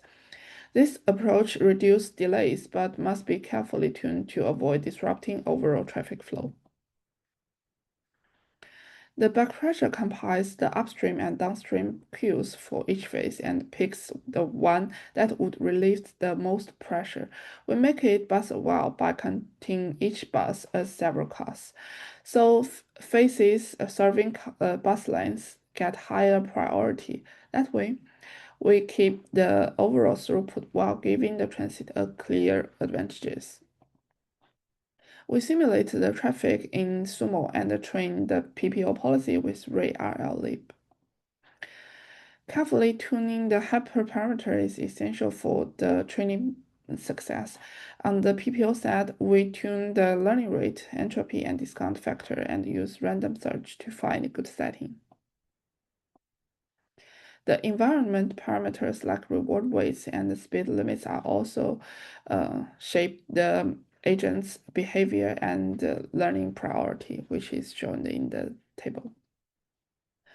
This plot shows the speed exploration and the optimization process during the training iteration for fixed time signal control. And this plot shows the process for bus priority signal control. This plot shows the process for the bus while back pressure signal control. From the three plots, we can see that over the course of training episodes, the learning policy dynamically adjusted the bus speed, initially operating at a lower speed and then accelerating, transitioning to higher speed and occasionally decelerating before the stop bar. This adjustment allows the model to effectively explore and refine the optimal speed control policies. This table shows the experiment results for key performance metrics. The back pressure strategy achieves the highest total reward at 0.84, and the lowest travel time at 92 seconds, and the lowest energy assumption surpassing the other two approaches. Here is the training curve for the energy consumption and the travel time under the three signal control strategies along the training episodes. And this is the total reward trend along the training episodes. The green line is back pressure method, and it shows the highest value. We tested the back pressure with the bus passenger equivalent value set to 1, 5, 10, and 20. The approach adapts in all cases, keeping the bus average speed near 13 minutes per second with only small changes in energy use, showing the robustness to the passenger car equivalent choice. To conclude, the adopted PPO algorithm effectively optimized the energy efficient bus speed control. In Sumo with array RL of a bus agent under fixed time bus priority and bus while back pressure improves the travel time and energy use. And next, we'll scale to a larger network and pursue real-world pilots. Yeah, here's my presentation. Thank you and so thank much, you. Daniel, for your presentation. And thank you for presenting it very fast so that we could save a little bit of time. Any questions from Jianyu? I have one question. Can you explain a little bit more about the policies that you investigated in this study? Which policy? You mean the signal control policy or the algorithm? No, the control policy. What was the differences between the different policies that you considered? I see in your graphs that you're saying policy 0, 1, 2, 3, 4, 5, 6. Go to the The slide. car equivalent value or No, go to the results, the graphs that you showed. I don't remember which slide was it. Go further a little bit. Further. Yes, this one. Go back. okay. Yes, yeah. What are Oh, the policies that you're talking about here? yeah, the policy is that during the training that the policy was after 20 episodes and 40 episodes, and then the final converge the policy. The difference between during the training curve that you can see. No.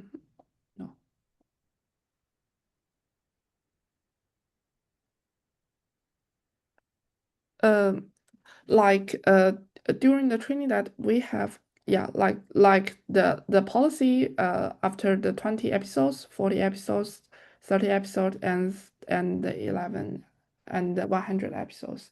That during the training process, the difference of the bus trajectory.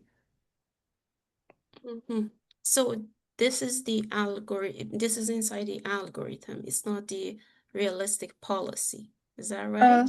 It's a trained policy after 20 episodes, 40 episodes, and 30 episodes.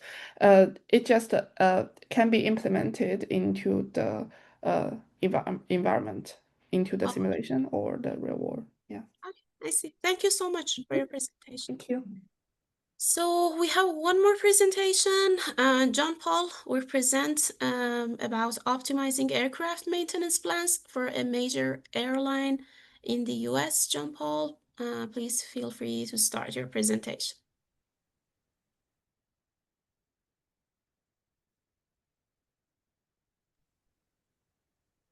We cannot hear you if you are talking.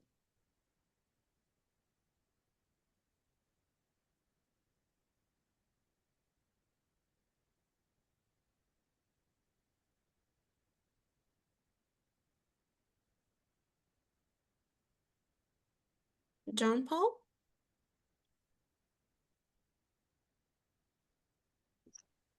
Can he's trying to find out why he's not being heard. I can hear you right now.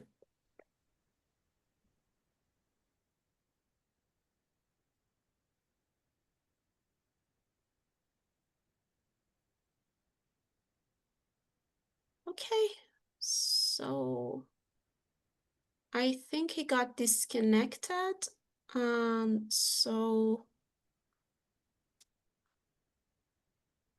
we're gonna wait for 1 more minute for John Paul to join again. And thank you for your patience, everyone. Thank you for attending this session.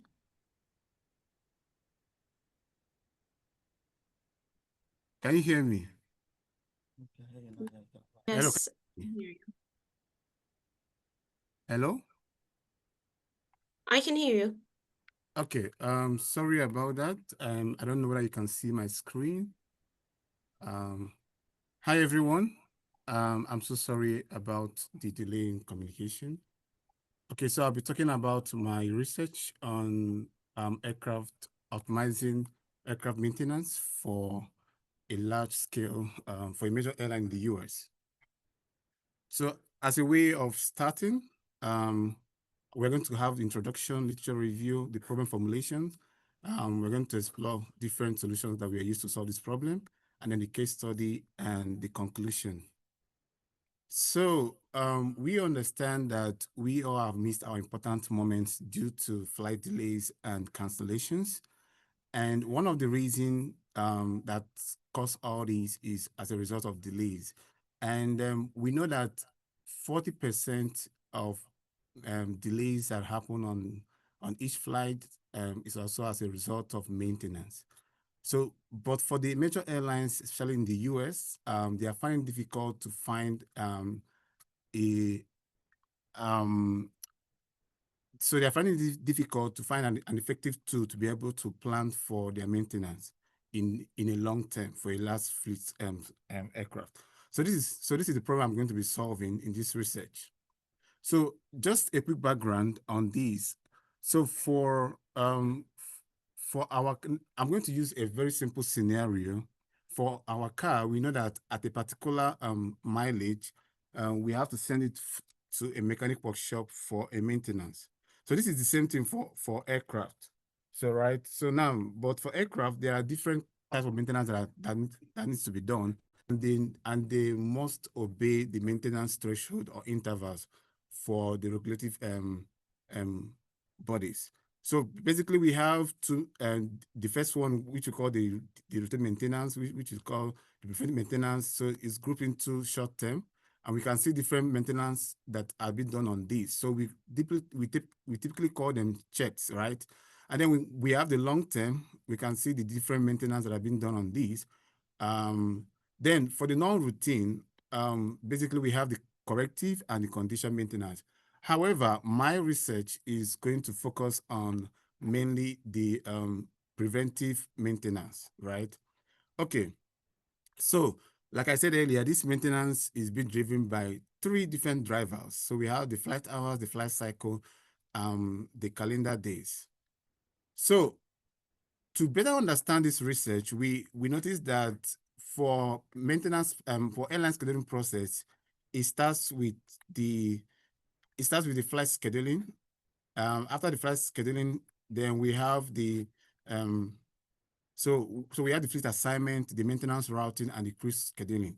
Now, my research comes in between the maintenance routing, where we need to determine the maintenance need for each of these aircraft, given the flight schedule.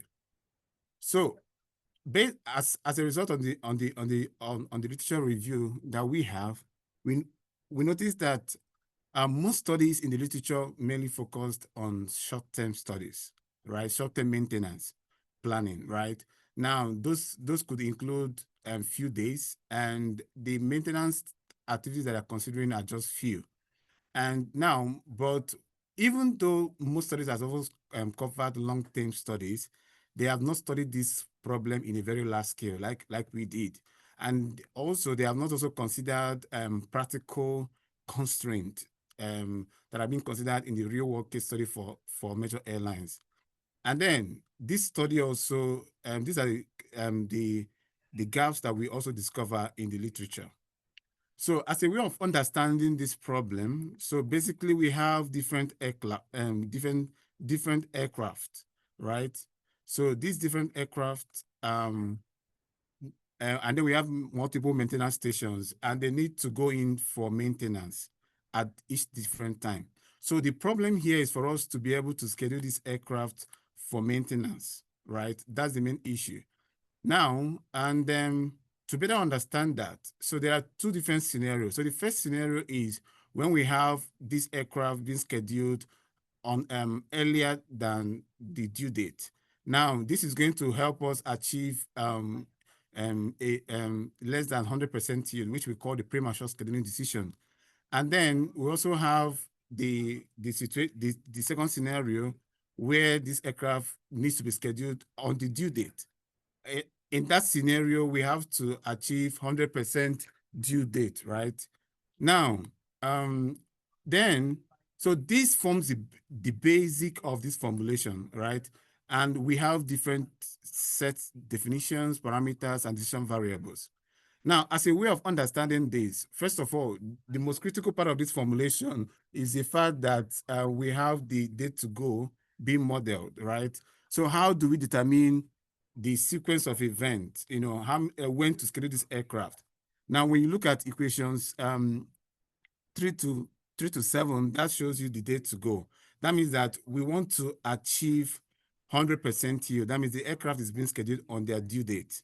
Now, aside from that, we consider several other constraints and decision variables. Now, at the end of the day, we also discovered that this model exhibits some kind of end of horizon effect. So what does it mean? So assuming that I have a 30-day planning horizon, right? Now, I'm expected to schedule this aircraft. Any aircraft that is due within these 30 days must be scheduled within these 30 days, right? Now, but the model does not does not try to schedule this aircraft on the 30th day. And that is okay, because even if we don't schedule on that 30th day, that does not violate any constraint. And that is also still visible. So we also describe that scenario, and we call that end of horizon effect. Okay, so one quick thing is that solving this problem is very difficult, right? As we can see, as the problem size increases, as the problem size increases, we could see that the time it takes to solve the problem is very large. So to be able to handle this, we also propose two major decomposition solution approaches. So the first one is sequential heuristic, and the second one is temporal decomposition. Now, due to lack of time, I'm going to be very fast in explaining that. I'm not going to go into details with the mathematical formulations for that. So for the decomposition and for the sequential heuristic, we have the scheduling only and then the assignment only. Now, for the scheduling only, we basically have to schedule first on a global scale, and then for the assignment only, we also have to, after scheduling, we're going to assign. Now, but to be able to understand this, I'm going to show some pictorial diagram on this. So assuming for the scheduling first, so we have this aircraft on this particular aircraft scheduled on different days, day 2, day 5, day 6, day 8, day 9, right? Now, how do we assign them? So this is how the heuristic works. So we're going to determine this schedule first. Now, on the second level, which is the lower level, we're going to assign first. So basically, we're going to assign. So looking at day 10, we're going to start from the end day to the first day. Sorry, for the last day to the beginning day. So we could see that now, on the day 9, even though we scheduled 5 aircraft. Now, based on capacity constraints, this could not be accommodated. So we have to shift it to the left. So the same approaches continue for the aircraft, for all this, based on the heuristic approach. Now, for the decomposition approach, we have the temporal decomposition that was implemented using the rolling horizon. Now, this is much more a known concept, but it was adapted into this research, right, to be able to solve this large-scale problem. And then the most important thing about the rolling horizon is basically the time horizon and the rolling period. So for us to make a good trade-off between the objective value and the computational time, choosing these parameters are very, very important. So as a quick case study, so the quick thing I'm going to place is that this research was conducted in collaboration with a major US airline, and then they have about 800 aircraft and multiple, they have about 800 aircraft and multiple subfleets. And then when you combine the aircraft and the checks, so that is around 300 and 3110. And then the maintenance stations that we're considering is 15. And then the larger planning horizon that we're able to solve with this is approximately 180 days. And like I said, this is the first large-scale study on this particular problem. So basically, I'm going to start with the 60 planning days horizon result, and we could see that we could be able to schedule multiple tuples of 5, 6, 7 within these 60 days. And when you look at my right-hand side, you could see that that on the last day, there was no maintenance schedule that happened at that particular place. And it is the reason of the end of horizon effect that I described earlier. So now, based on our model, so this is based on the solver results, we also see that we could also achieve low wasted days in terms of high yields, right? And then we achieved about a 3.6% zero wasted days. And then we could also see that the model also recommended some stations accommodated more of A checks than the phase checks. And then, so now, still under full capacity, we could see the overview of the general results. And we see that within 100 planning days, we could not solve it within 2 hours. So this is based on the commercial solver that I used. And then, so we also explore several reduction scenarios. So at this first instance, we have under full capacity.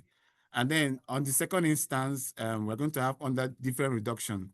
So this is how we're able to systematically reduce the station capacity. And then we observe the behavior against all these station capacities. So basically, we have the total number of stations 15, the A check limit, the phase check, and the man-hour limit. And then we could see that a quick recap on this on this slide is that as the first of all, as the capacity is being reduced, right, the average utilization increases. That's number one. Now, but when we look at the number of the computational time, we can see that, so even though we are reducing the capacity and the number of constraints are reducing, the computational time also increases. Now, to some, that might be counterintuitive, but that is actually intuitive in nature, in the sense that when we have enough capacity, so the model is quite more flexible in scheduling and assigning this aircraft to different maintenance stations. But once the capacity is too low, the model has limited flexibility. So that is one key takeaway from this result. And then overall, we also compare this model with different social approaches that we developed. So we have the benchmark, and then we have the scheduling heuristic, and then we have the temporal decomposition. And one good observation from this result is that our decomposition-based solution approaches was able to reduce the computational time by over 80%. And then when we look at the objective value, we could see that the objective value increased by less than 2%. Now, further validation on that could show that, so I just have to explain why the increment is quite small. So why could we also achieve that near suboptimal solution? Now, but this is a quick explanation to that. But for our partner airline, they are not actually interested in the objective value. Rather, they are actually interested in the wasted days. And that is why we have to conduct another experiment to explain the deviations between the scheduled and scheduled deviations among different solution approaches. And when you look at this first plot, you can see that our model actually achieved near that the deviation is quite minimal compared in terms of this sequential heuristic and also temporal temporal decomposition, showing that showing that the solution approach is also performing very well. And then on a large scale study that we also conducted, we could also see that that the quick insight of this model is that our model was able to schedule for 180 days. So using the solution approaches, we're able to schedule for 180 days. And that also gave us some basic, some intuitive insight such that our model could also see multiple checks within the 180 days, right? As you can see here, we could also see even the first A check is going to happen on day 57. The second A check is going to happen on day 108, and the third A check is going to happen on day 168. So in that way, this is also a very useful tool for our collaborative major airline. And then basically, it's a quick takeaway on this is that we're able to achieve 99.1% average yield across all the subfleets subfleet of the aircraft type, right? And then we also conducted an application of this in terms of considering three major scenarios. First of all, where we have no delay consideration, we have independent day consideration, and the labor day consideration. So we want to see, okay, if we're able to, during this period, and we decide not to have maintenance on this, so how is the model going? How is the model going to schedule this aircraft? And in terms of the total wasted days and their percentage of the premature schedules, and we could see that for the first case where no holiday, the percentage of the premature maintenance that was scheduled is about 29.1%. Now, but when we consider Labor Day and the Independent Day, we could see that this story changes differently. So, what is the impact of this? So, this study has made several impacts in the literature, and you could also scan the QR code to also read more about the study. It was also recently published. Now, first of all, jointly optimizing scheduling and session assignment is essential for large airlines. And then secondly, when we have adequate maintenance capacity, we will be able to schedule our aircraft or schedule aircraft near their due dates, right? And then the temporal decomposition approaches developed are quite effective, and I also recommend them for industrial practitioners, right? And the managerial insights that we also observe in this study is that this study also addresses for our partner airline, they actually plan their large-scale maintenance operations manually, and that could also take days and weeks. So, but using this tool, we're able to reduce the planning days to few seconds, as we can observe with the temporal decomposition approaches, right? And then, so it's also serve as a benchmark or as a tool for the next for the next generation scheduling system. And then this is the end of my study and my presentation. Thank you so much. Thank you so much for your great presentation. Any questions for John Paul? Nothing? Yeah, if there isn't any question, we're gonna end this session. Thank you everybody for attending this session and the 7th BTR conference. Hope to see you in the next year conference. Thank you so much.